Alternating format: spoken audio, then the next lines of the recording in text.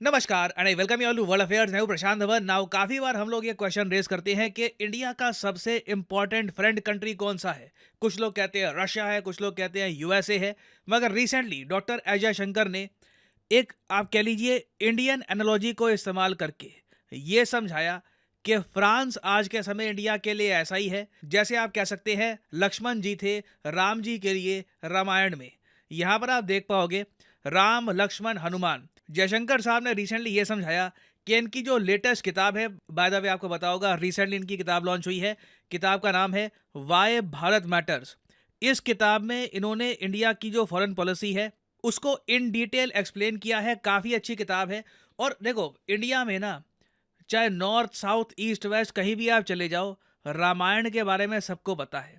रामायण या तो लोगों ने पढ़ी है या फिर रामायण के जो टीवी सीरीज है वो कहीं पर या तो इंटरनेट पर या फिर टीवी पर कहीं ना कहीं देखा है। रामायण में जो इंपॉर्टेंट फिगर्स थी, उनके जो रोल थे, उनको लोग अच्छे से समझते हैं। और उन रोल्स को अगर देखकर कोई समझाए कि देखिए यहाँ पे ये राम है, ये लक्ष्मण है, ये भरत हैं, तो काफ़ी आसानी से लोग समझ जाएंगे कि अच्छा ठीक है, किस कंट्री के साथ हमारे क्या रिलेशंस है। तो रामायण की एनालॉजी का इस्तेमाल करके उन्होंने बताया है कि हम लोग आज के समय कहाँ खड़े हैं और हमारे मित्र मुल्क कौन हैं और उनके साथ जो हमारे थोड़े बहुत डिफरेंसेस हैं उनको हम कैसे देख सकते हैं। और हाँ बिल्कुल, जब इनसे पूछा गया कि अगर हम लक्ष्मण की एनालॉजी का इस्तेमाल करेंगे राम जी के लिए, जैसे लक्ष्मण जी थे रामायण में, हमेशा उनके साथ खड़े रहते थे, उनके अनुज उनके साथ युद्ध पे गए, उनके हमेशा साथ दिया। तो इंडिया के कंटेक्स्ट में हम अगर मान के चले तो हमारे लिए लक्ष्मण कौन है in the world of Jio politics. तो वहां पर जब सवाल पूछा गया तो सवाल में यह पार्ट भी था कि क्या हम फ्रांस को आज के समय मान सकते हैं इंडिया का लक्ष्मण। तो जयशंकर साहब ने इस वीडियो में ये जवाब दिया। ये मैं चाहता हूं जो क्लिप है ये आप देखें। I I have a section on France in the book, and I have many references to Lakshman. So you figure that one out.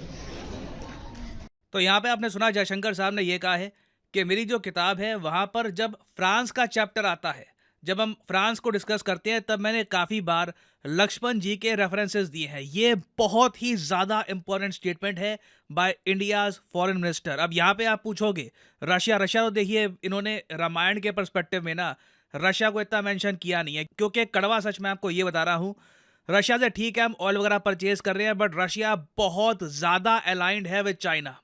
I mean unless, एक बहुत ही बड़ा अनलेस मैं लगा के चल रहा हूं, अचानक से मिराकल हो जाता है, अचानक से इंडिया चाइना अपने बॉर्डर के सारे इशू सब सुलझा देते हैं।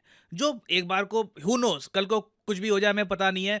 दोनों लीडर्स कहें कि चलिए एक समिट करते हैं, समिट होता है, रातों रात एग्रीमेंट साइन होते हैं, बॉर्डर्स को डिसाइड कर लिया जाता है कि चलिए ठीक है ये एरिया चाइना का, ये इंडिया का, अब कोई लड़ाई नहीं होगी, दोनों कंट्रीज अपनी जो मिलिट्री है ये पुल बैक कर लेते हैं।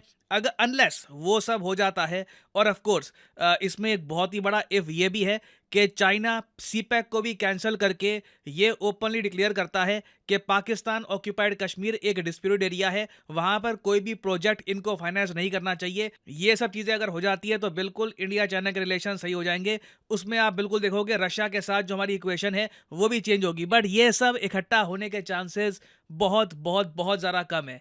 तो सिंस रशिया बहुत ज़्यादा अलाइंड है ना चाइना के साथ, रशिया के बारे में कुछ ज़्यादा कह पाना ये काफ़ी ट्रिकी है। रशिया के साथ हमारे रिलेशंस अच्छे रहेंगे, बट आप कह लीजिए इंडिया के जो सबसे करीबी कंट्रीज होने वाले हैं फ्यूचर में, उनमें मोस्ट प्रॉब्ली रशिया आपको टॉप 4 या फिर टॉप 3 में ना दिखे। और वैसे जयशंकर साहब से जब पूछा गया कि रशिया के बारे में आप क्या कहोगे, क्योंकि इंपॉर्टेंट कंट्री है, न्यूज़ में रहता है, तो रशिया से रिलेटेड इन्होंने कोई रामायण का रेफरेंस नहीं दिया। इन्होंने स्पेसिफिकली आचार्य चाणक्य की एक बहुत ही फेमस कोट है उसको यूज़ किया कि बेसिक स्टेट क्राफ्ट है, जो मेरा नेबर है, जो मेरा पड़ोसी है, उसका जो पड़ोसी है ना वो ऑटोमेटिकली मेरा फ्रेंड होगा। तो मतलब चाइना हमारा पड़ोसी है, चाइना का पड़ोसी रशिया है, तो ऑटोमेटिकली हम चाहेंगे कि रशिया के साथ हमारे रिलेशंस स्ट्रांग हो। बट इस पर्टिकुलर केस में चाइना हमसे थोड़ा सा आगे है, उनके रिलेशंस रशिया के साथ कई कई गुना ज़्यादा स्ट्रांग आज के समय हो चुके हैं। नाउ एक क्वेश्चन यहाँ पे आपका ये आ सकता है, मगर क्या सच में हम कह सकते हैं फ्रांस हमारा की एलाई है? वेल देखिए, मेरे हिसाब से ना हमें फ्यूचर का ब्लूप्रिंट दिख रहा है इन स्टेटमेंट्स में। याद रखिएगा, इमैनुअल मैक्रोन 26 जनवरी को भारत में आएंगे, एक्चुअली उससे पहले ही आ जाएंगे। 26 जनवरी की जो सेलिब्रेशंस हैं उसमें वो एज चीफ गेस्ट पार्टिसिपेट करेंगे।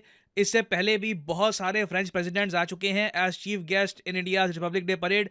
उनका भव्य वेलकम किया जाएगा, कई एग्रीमेंट साइन होंगे। और मेरे हिसाब से ना यहाँ पे हमें एक इंडिकेशन ये भी मिल रही है कि कल को इंडिया को जब न्यूक्लियर सबमरीन्स बनानी होंगी, मिल के बनानी होंगी, या फिर फ्रांस को हम इसका टेंडर देंगे, उसमें भी हमारी मेन प्रेफरेंस फ्रांस ही रहने वाली है। उसके अलावा कई मेजर जो डिफेंस एग्रीमेंट्स हैं ये भी फ्रांस के पास जाएंगे, क्योंकि फ्रांस के साथ देखिए कोई जियोपॉलिटिकल कॉम्प्लिकेशन नहीं है।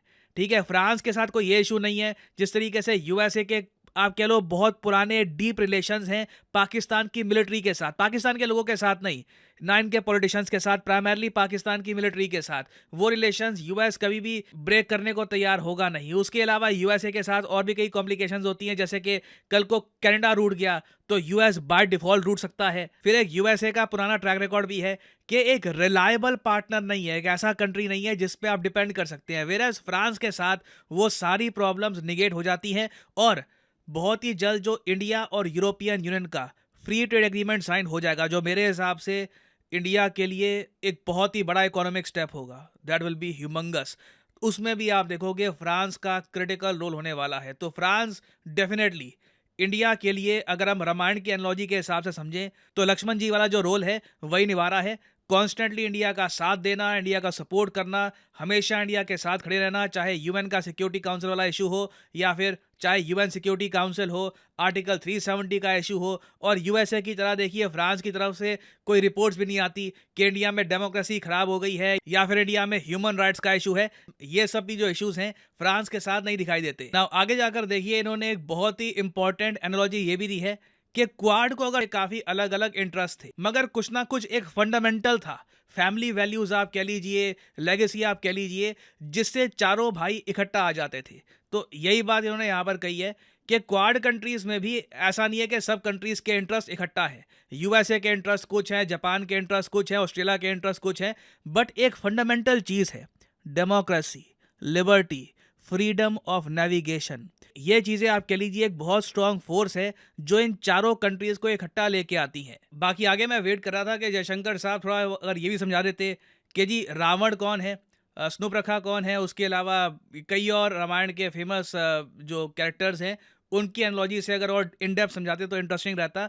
बट अभी के लिए उन्होंने ये सब बातें बताई हैं। और यहाँ पे मैं आपसे जानना चाहूँगा कि आप लोग आज के समय इस बात से एग्री करते हैं कि फ्रांस इंडिया का एक तरीके से बेस्ट फ्रेंड कंट्री बन गया है। एलाई वर्ड तो हम यूज़ नहीं करते, मगर जियो पॉलिटिक्स में फ्रांस से करीबी और इम्पॉर्टेंट कंट्री इंडिया के लिए नहीं है। लिखेगा इसके बारे में कि क्या आप इस स्टेटमेंट से एग्री करते हैं, डिसएग्री करते हैं। मैं जानना चाहूँगा आपका ओपिनियन। और फाइनली यहाँ पर मैं ये भी ऐड कर दूँ कि अनअकैडमी की एक मेगा सेल एक्टिवेट हो चुकी है जिसमें आपको 50% डिस्काउंट मिलेगा।